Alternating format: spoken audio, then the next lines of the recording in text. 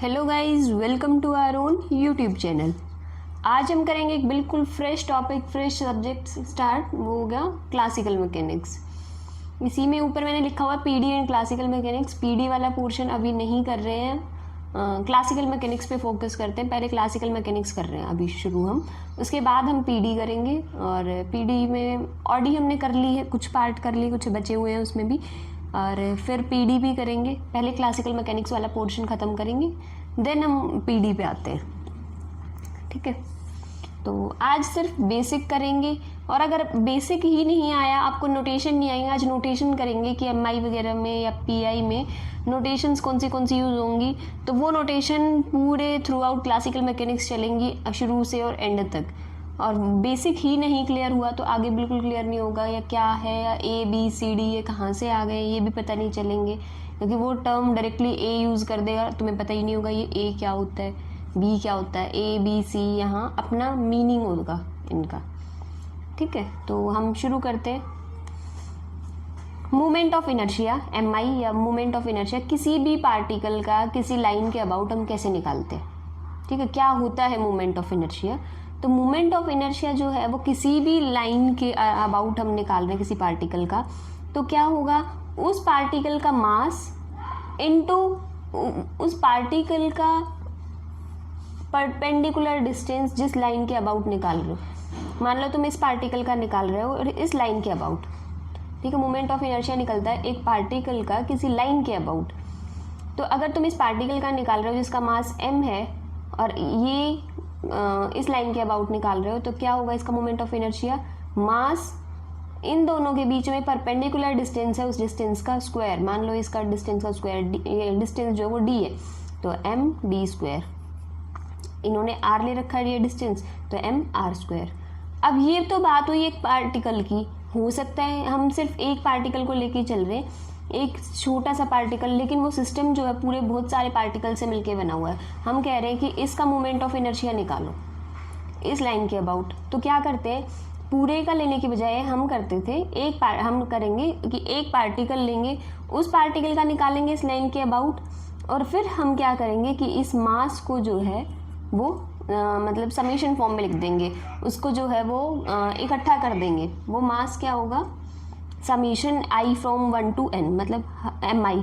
तो वो किस तरह करेंगे कि इसमें वही हो सकता है 3 पार्टिकल हो, तो m1 m2 m3, तो इनका अपना डिस्टेंस होगा यहाँ से यहाँ तक, तो ये d1 d2 d3। तो समीशन कैसे चलेगा, i from 1 to 3 mi di square. ठीक है, ये तो भाई कि काउंटेबल है और इस तरह। लेकिन अगर डिस्ट्रीब्यूशन कॉन्टिन्यूअस है, तो कॉन्टिन्यूअस में क्या करते थे, समेशन की बजाय इंटीग्रेशन का साइन लगाते थे। ठीक है, वो dm के रिस्पेक्ट में। तो मोमेंट ऑफ इनर्शिया होता क्या है ये आपको क्लियर हो गया होगा। देन आते हैं dimensions of moment of inertia. Dimensions क्या होती हैं, इसमें आप यहाँ से देख के बता रहे हो कि ये मास है तो वो kg को रिप्रेजेंट करेगा, r है वो मीटर को रिप्रेजेंट करेगा, लेंथ है वो। तो जब तुम SI यूनिट या MKS कोई बोलते हैं, अब SI यूनिट तो MKS सिस्टम में निकालते हो तो kg मीटर स्क्वायर उसकी डायमेंशन है या यूनिट है, और CGS सिस्टम में ग्राम सेंटीमीटर स्क्वायर, क्योंकि पहले जो है वो ग्राम और सेंटीमीटर, फिर SI यूनिट बना दी थी कि ग्राम की बजाय किलोग्राम और सेंटीमीटर की बजाय मीटर। ठीक है, तो वो SI यूनिट जो तुम पढ़ते आए हो, तो SI यूनिट क्या है मोमेंट ऑफ इनर्शिया की, kg मीटर स्क्वायर। तो अगर अभी आगे चलते हैं, यहाँ तक समझ आए मोमेंट ऑफ इनर्शिया क्या होता है। अब आता है मोमेंट ऑफ इनर्शिया किसी भी सिस्टम का निकालना है अबाउट एक्स एक्सिस। अगर तुम्हें अबाउट एक्स एक्सिस निकालना है तो कैसे निकालोगे, तो अबाउट एक्स एक्सिस में मान लो वो कॉन्टिन्यूस डिस्ट्रीब्यूशन है, तो रिप्रेजेंट कर रखा आई ओ एक्स से। तो इसमें क्या होगा कि भाई मान लो अबाउट एक्स एक्सिस निकालना है, ये 3 ऐसे करके ये 3 एक्सिस है, इस एक्सिस के अबाउट निकालना है हमें। ठीक है, तो अगर इस एक्सिस के अबाउट निकालना है तो मान लो वो पार्टिकल यहाँ है। ठीक है, अब इस एक्सिस के अबाउट निकालना है तो इसका ही हम डिस्टेंस लेके चलते हैं, वो पार्टिकल कैसे भी हो। मान लो वो पूरा पार्टिकल इतना बड़ा है, उसका मास मान लो एक पार्टिकल का जब हम लेंगे तो x से लेंगे इस पार्टिकल का, इस पार्टिकल का लेंगे तो भी x से लेंगे, इस पार्टिकल का लेंगे तो भी परपेंडिकुलर डिस्टेंस x से लेंगे। तो जब x का ही x से लेंगे तो वो तो ज़ीरो हो ही जाएगा डिस्टेंस। अगर कोई x पार्टिकल जो है वो यहाँ है, इस पूरे डिस्ट्रीब्यूशन में बहुत सारे पार्टिकल्स होंगे तभी तो पूरे सिस्टम का निकलेगा। तो कोई पार्टिकल x एक्सिस पे भी होगा, तो x एक्सिस पे होगा तो x एक्सिस के अबाउट निकालना है, तो परपेंडिकुलर डिस्टेंस तो ज़ीरो हो जाएगा वहाँ तक। तो इसीलिए जब तुम किसी पर्टिकुलर एक्सिस पे निकालते हो तो वो एक्सिस जो है वो मतलब वैनिश हो जाती है, गायब हो जाती है। तो इसमें क्या बचेगा, मोमेंट ऑफ इनर्शिया अगर एक्स एक्सिस के अलॉन्ग निकाल रहे हो तो Y square plus Z square और डी एम। ठीक है, हम आर स्क्वायर डी एम करते थे कॉन्टिन्यूस के लिए।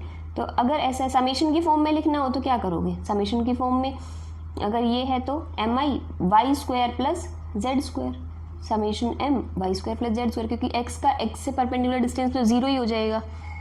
ठीक है, अभी चलते हैं आगे। Product of inertia. Product of inertia क्या होता है, प्रोडक्ट ऑफ इनर्शिया को पी आई से भी रिप्रेजेंट करेंगे आगे शॉर्ट फॉर्म लिखने के लिए सिर्फ। तो वो क्या होता है, प्रोडक्ट ऑफ इनर्शिया किसी भी एलिमेंट का जिसका मास m है किसके रिस्पेक्ट में निकाल रहे हैं, ऑर्थोगोनल कोऑर्डिनेट। ऑर्थोगोनल क्या होते थे, एक दूसरे पे जो परपेंडिकुलर होते हैं वो कोऑर्डिनेट्स कहलाते हैं ऑर्थोगोनल। जैसे x axis Y axis Z axis वो ऑर्थोगोनल है एक दूसरे के, क्योंकि वो सारे एक दूसरे पे परपेंडिकुलर है। Coordinates planar is defined as product of the mass and its coordinate distance from the plane. तो प्रोडक्ट ऑफ इनर्शिया कैसे निकलता है कि अगर समेशन की फॉर्म में करो या कैसे भी करो, अगर डिस्ट्रीब्यूशन डिपेंड करता हो तो कॉन्टीन्यूअस है या भाई लिमिट लेनी पड़ेगी या बिना इंटीग्रेट करना पड़ेगा समेशन से का, क्योंकि अगर डिस्क्रीट होता है जिसे काउंट कर सकते हो तो समेशन फॉर्म चलती है। अगर डिस्क्रीट नहीं है कॉन्टीन्यूअस है तो हम इंटीग्रेशन से करते थे।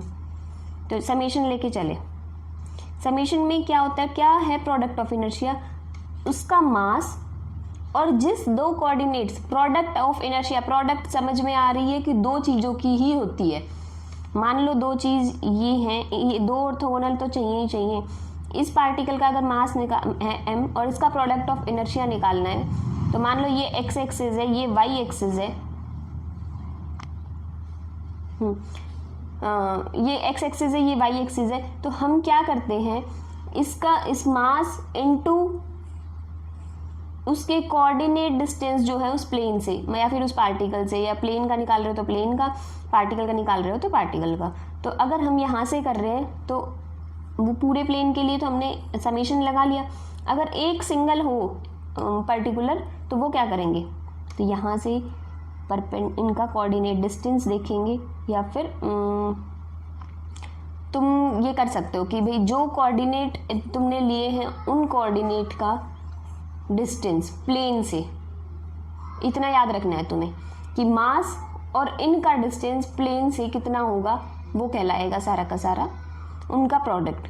तो इनका मान लो इसका एक का x है और एक का y, अगर x y के अलॉन्ग निकाल रहे हैं तो एक का x है और एक का y है। ठीक है, तो ये क्या कहलाएगा वहाँ का product of inertia. I hope clear है। इन्होंने बता भी रखा अगर एक्स वाई प्लेन मतलब एक्स ओ वाई, अगर एक्स वाई प्लेन में निकालोगे तो एक्स वाई डी एम, इसी को डिस्क्रीट फॉर्म में लिखते हो तो यही होता है।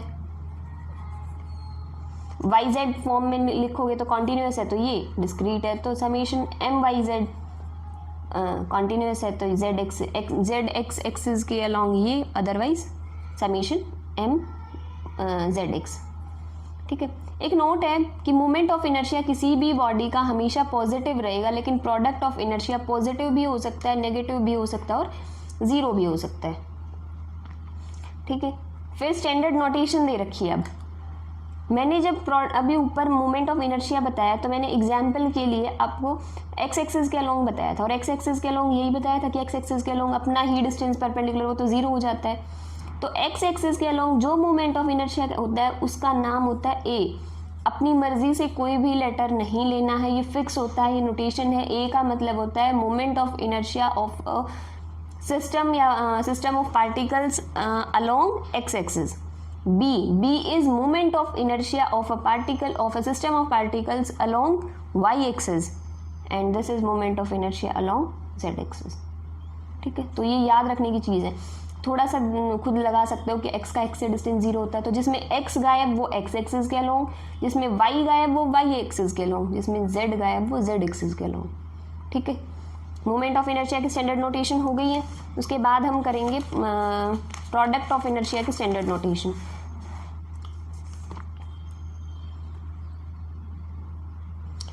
प्रोडक्ट ऑफ इनर्शिया की स्टैंडर्ड नोटेशन वो क्या है, डी क्या है, m Z Y, m Z X, m X Y. जब ओ वाई ओ जेड जिसमें x नहीं है, जो जिसके रिस्पेक्ट करते हैं वही होंगे दोनों, वाई जेड के कर रहे हैं तो y और z होंगे, ओ जेड ओ एक्स के कर रहे हैं तो z x होंगे, O Y O X O Y के कर रहे हैं तो x y हो गए। इसमें भी याद करने का थोड़ा सा तरीका यही है कि जिसमें से x गायब है वो d, जिसमें से y गायब है वो e, और जिसमें से z गायब है वो f। ठीक है, पहले वाले में भी हो गया था जिसमें से x गायब वो a, y गायब वो b और z गायब वो c। इसमें से x गायब वो d, y गायब वो e और z गायब है तो f। डन। अब एक एग्जाम्पल कर रहे हैं कि मोमेंट ऑफ इनर्शिया निकालना है एक डिस्ट्रीब्यूशन का about any line through origin, और उस लाइन के डायरेक्शन को साइंस आपको दे रखे हैं, लैम्डा, म्यू और न्यू। ये हमें गिवन है। वो मोमेंट ऑफ इनर्शिया निकालना है in terms of direction cosines या फिर A B C D E F up to F. ठीक है, इन नोटेशंस में होना चाहिए या वो उसमें डायरेक्शन कोसाइंस होने चाहिए उसके टर्म्स में। ठीक है, तो डायरेक्शन कोसाइंस मान लो ये लाइन है, इस लाइन की डायरेक्शन कोसाइंस हमें गिवन है ये दी। ठीक है, और लाइन का यूनिट वेक्टर इन्होंने ए कैप से रिप्रेजेंट कर दिया। ये पार्टिकल है वो। ठीक है, पार्टिकल का परपेंडिकुलर डिस्टेंस जो है वो d है।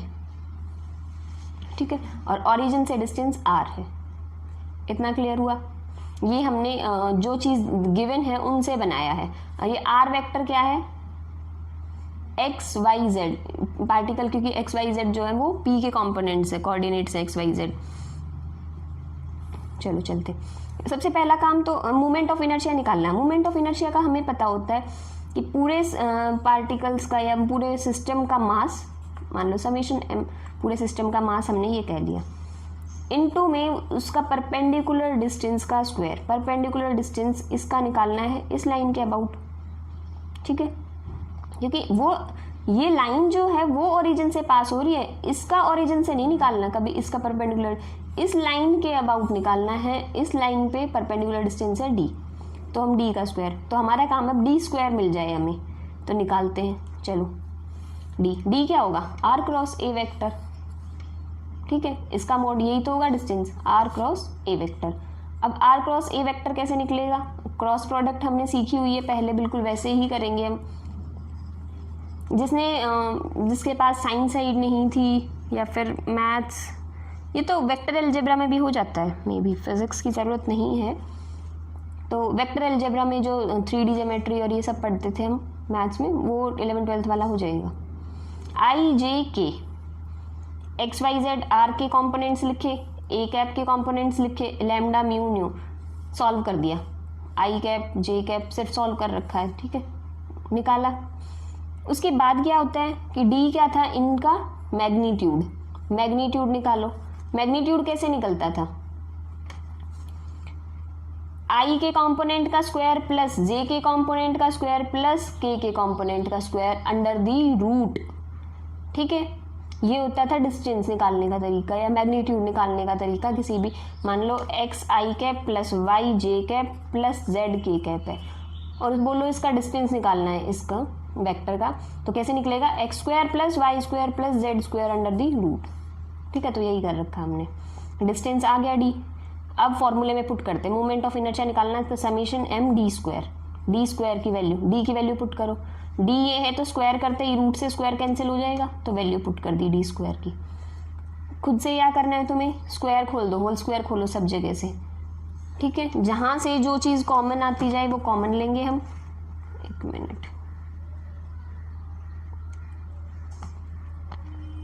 ठीक है, लैम्डा स्क्वायर कॉमन लो, म्यू स्क्वायर कॉमन लो, न्यू स्क्वायर कॉमन लो। जहाँ से जो चीज़ कॉमन आई वो कॉमन ली।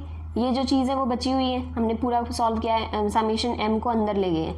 अब देखो इसमें से x गायब है, mass into square perpendicular distance का स्क्वायर, तो ये क्या है a, इसमें से y गायब है तो ये क्या है b, इसमें से z गायब है तो ये क्या है c, तो ये लैम्डा स्क्वायर म्यू स्क्वायर और न्यू स्क्वायर ये एज इट इज़ रखे। अब यहाँ आते हैं -2 म्यू, इनको तो चेंज करने की ज़रूरत नहीं क्योंकि डायरेक्शन कोसाइंस और a b c d e f इनकी फॉर्म में आंसर चाहिए हमें। इसमें से x गायब है प्रोडक्ट की फॉर्म में, तो प्रोडक्ट ऑफ इनर्शिया है तो d, y गायब है तो e और z गायब है तो f। ठीक है, तो पूरा आंसर जो है या तो डायरेक्शन कोसाइन की फॉर्म में आ गया या फिर a b c d e f की फॉर्म में आ गया। ठीक है, तो ऐसे करना है। अगर एक एग्जांपल, ये सिर्फ सॉल्व करने का मेथड बताया है मैंने आपको। सेंटर ऑफ ग्रेविटी और सेंट्रोइड, ये वर्ड आगे यूज होंगे इसीलिए बता रही हूँ, मेन तो सेंट्रोइड यूज होता है। Centre of gravity, centre of gravity और सेंट्रोइड एक ही चीज़ है, एक तरह से ये कह सकते हो, मैथ्स के लिए कह लो या फिजिक्स के लिए बहुत अलग कॉन्सेप्ट हो जाता है, फिजिक्स के लिए मत लेके चलना इसे, फिजिक्स की बजाय तुम मैथ्स के वे में पढ़ रहे हो तो इसे मैथ्स के अकॉर्डिंग ही लेके चलो। तो देखो सेंटर ऑफ ग्रेविटी क्या है, किसी भी पार्टिकल का या किसी भी पार्टिकल तो क्या एक डिस्ट्रीब्यूशन है, मास डिस्ट्रीब्यूशन है, कोई सिस्टम है जहां हम ये सोच लें कि इस बॉडी का पूरा मास जो है, हम ये कहते हैं सारा मास जो है वो कॉन्सेंट्रेटेड है, या एज्यूम करके चलते हैं जहां whole mass of body to be assumed कि यहाँ जो है मेन सेंटर है इसका, यहाँ हम ये कॉन्सेंट्रेटेड है, एज्यूम कर पूरा मास जो है वो एज्यूम्ड है उस बॉडी का, तो हम कहते हैं वो है सेंटर ऑफ ग्रेविटी, और वही है सेंट्रोइड। बस डिफरेंस इतना होता है जब मास पूरा प्रॉपरली डिफाइंड है तो वो सेंटर ऑफ ग्रेविटी है, अगर मास प्रॉपरली डिफाइंड नहीं है उस बॉडी का तो वो कहते हैं सेंट्रोइड है।